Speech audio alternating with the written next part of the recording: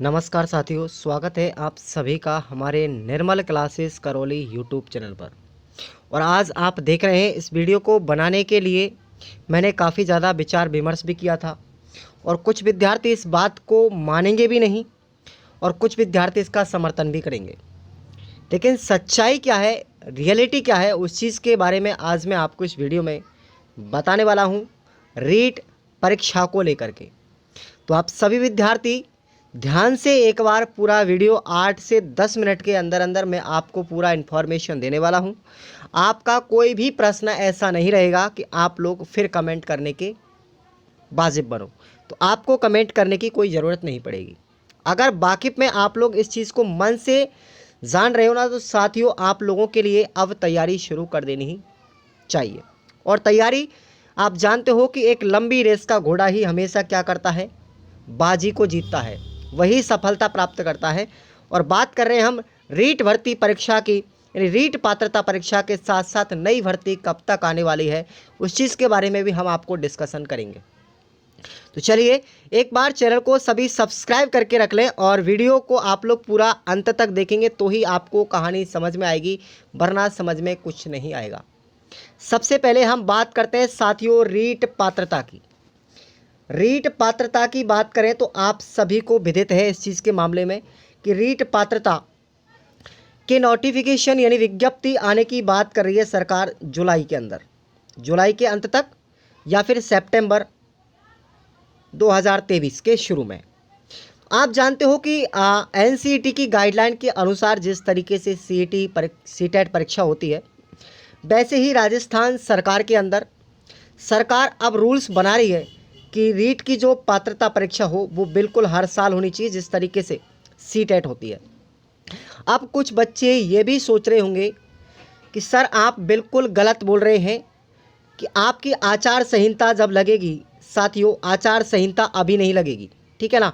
तो आचार संहिता में कोई एग्ज़ाम थोड़ी होता है।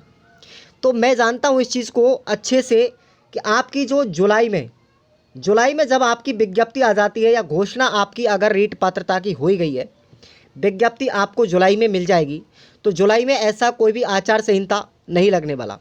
और जब किसी भी भर्ती की अनाउंसमेंट हो जाती है या उसकी विज्ञप्ति जारी हो जाती है, तो उसका परीक्षा पर कोई भी असर नहीं पड़ता, किसका, आचार संहिता का। वो हमेशा 100% होकर के रहेगी।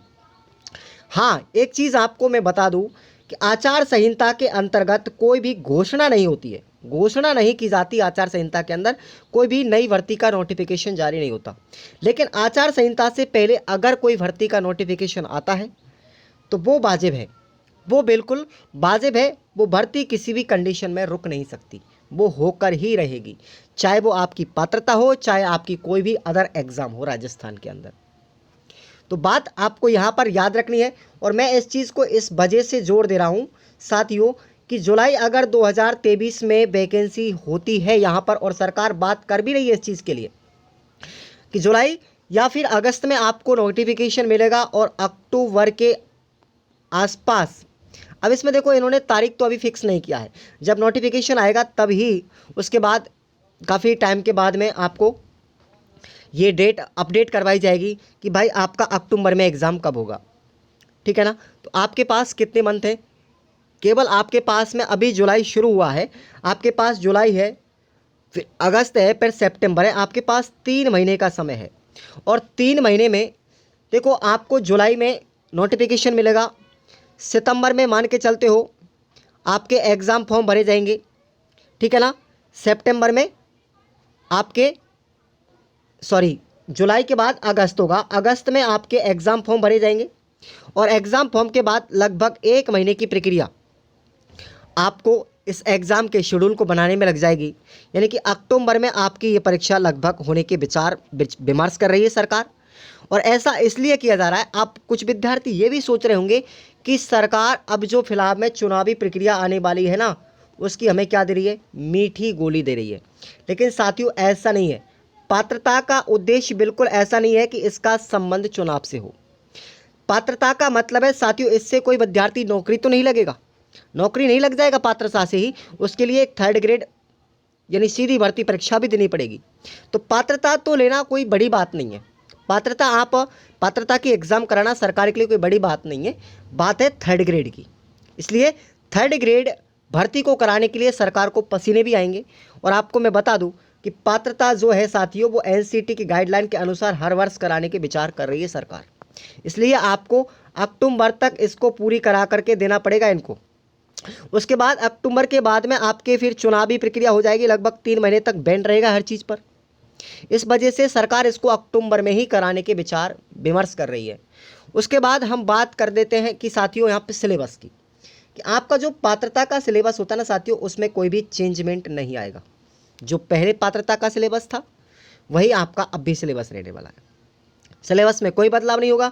लेवल 1 की अगर हम बात करते हैं तो लेवल 1 में जो सिलेबस रहेगा वो आपका एक तो होता है साइकोलॉजी, उसके बाद हिंदी, उसके बाद आपका गणित, ठीक है ना, उसके बाद गणित के बाद आपका आएगा संस्कृत, ठीक है, और एक पर्यावरण आपका ईवीएस, ठीक है। आप हिंदी और संस्कृत, आपको इसमें 2 लैंग्वेज मिलेंगी।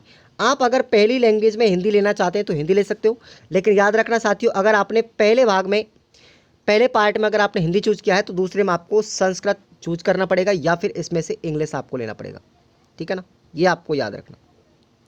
तो ये आपका सिलेबस रहने वाला है रीट पात्रता का, इसमें कोई बदलाव नहीं आएगा। क्लियर? तो आप लोगों के लिए मैं ये बात इसलिए बता रहा हूँ कि आपको मैं ठहराव देना नहीं चाहता, आप रुकना नहीं है, आपको कंटिन्यूअस ही बने रहना है, क्योंकि आप जानते हो आप अभी नए मूल्य हो, आप अभी तक नए मूल्य हो, और आपको नए नए विद्यार्थी जो फ्रेशर हैं वीएसटीसी सेकेंड ईयर कर रहे हैं ना, उनको अभी इतना होश नहीं है कि जो विद्यार्थी पहले पात्रता में पास नहीं हुए थे वो भी तो चाहते हैं कि भर्ती जल्दी से जल्दी आए, जल्दी से जल्दी पात्रता परीक्षा हो, ठीक है ना। वो ऐसे 9 लाख विद्यार्थी हैं, ऐसे पिछले 9 लाख विद्यार्थी हैं जिनका पात्रता परीक्षा क्लियर नहीं हुआ था। वो विद्यार्थी इस बात पर जोर हैं, सरकार को ये करना भी पड़ेगा। तो जो बीएसटीसी सेकेंड ईयर या फर्स्ट ईयर में विद्यार्थी पढ़ रहे हैं ना, उनको अभी इतना होश नहीं है, वो खुद के फायदे के लिए सोच रहे हैं। लेकिन साथियों आप जानते हो जोर 9 लाख विद्यार्थियों का ज़्यादा है, इसलिए सरकार उन 9 लाख विद्यार्थियों की डिमांड को पूरा करना चाहती है, आपकी डिमांड को नहीं। आप लोग तो वैकेंसी को बाद में कराना चाह रहे हो, सेकेंड ईयर वाले विद्यार्थी ही मायने नहीं रखते, मायने रखता है कि ग्रोथिंग सबसे ज़्यादा राजस्थान में किन विद्यार्थियों की डिमांड सबसे ज़्यादा किन की है। तो 9 लाख विद्यार्थी ऐसे जिनके पास पात्रता नहीं है, समझ में आ गया। तो वो विद्यार्थी इस चीज़ की ज़्यादा मांग कर रहे हैं। अगर आप मेरी बात से सहमत हो तो साथियों आप लोग बिल्कुल इस वीडियो को लाइक और शेयर करके ज़रूर लोगों तक बताएंगे। और बात करते हैं हम रीट मेंस की। तो रीट मेंस साथियों मैं आपसे कहना चाहूँगा, रीट मेंस की जो परीक्षा है वो लगभग 1 साल का समय लग ही जाता है, ठीक है ना। सरकार बनेगी उसके बाद 2024 में, और 2024 में जब सरकार बनेगी तो साथियों बजट भी जाएगा। तो जब सरकार की घोषणा होगी किसकी, थर्ड ग्रेड की, तो उसके बाद वित्त विभाग को सूचना जाएगी। वित्त विभाग को सूचना जाने के बाद अपना मंत्रिमंडल उस पर डिस्कशन करेगा, और डिस्कशन करने के बाद में फिर उसकी अभ्यर्थना तैयार की जाएगी। क्या की जाएगी, अभ्यर्थना के बाद में फिर आपको विज्ञप्ति उसके बाद आपको जारी की जाएगी। तो लगभग आपको मैं बता देता हूँ 2024 में भर्ती होगी। कब होगी ये, 2024 में रीट मेंस की भर्ती तो होगी, लेकिन कब होगी इस चीज़ का निर्धारण मैं इतने समय पहले नहीं कर सकता। आप लोग जानते हो मैं कोई इतना बड़ा ऑफिसर्स तो नहीं हूँ, लेकिन एक एक्सपीरियंस फिर भी रखना पड़ता है कि आप हर चीज़ का टारगेट, जिस जगह से हम जहाँ पर भी जुड़े हुए हैं, ये सूचनाएं जहाँ पर भी हमको मिलती रहती है लगभग, वो इस चीज़ के मैं आधार पे कह रहा हूँ, समझ में आया। तो ये जुलाई में लगभग लास्ट तक 2024 के लास्ट तक होने के विचार में है, और होगी तो 2024 में ही, ये आपको याद रखना है। तो आपके लिए आप जानते हो कि आप अब पात्रता को तो ले आएंगे, पात्रता तो आप 3 महीने में क्लियर कर भी लेंगे विद्यार्थी, लेकिन बात होती है थर्ड ग्रेड में सिलेक्शन लेने की। इसके लिए तो आपको एक लंबी तैयारी की ज़रूरत पड़ती है, और लंबी तैयारी आपको मैं इसी वजह से अभी से ही सचेत करना चाहता हूँ।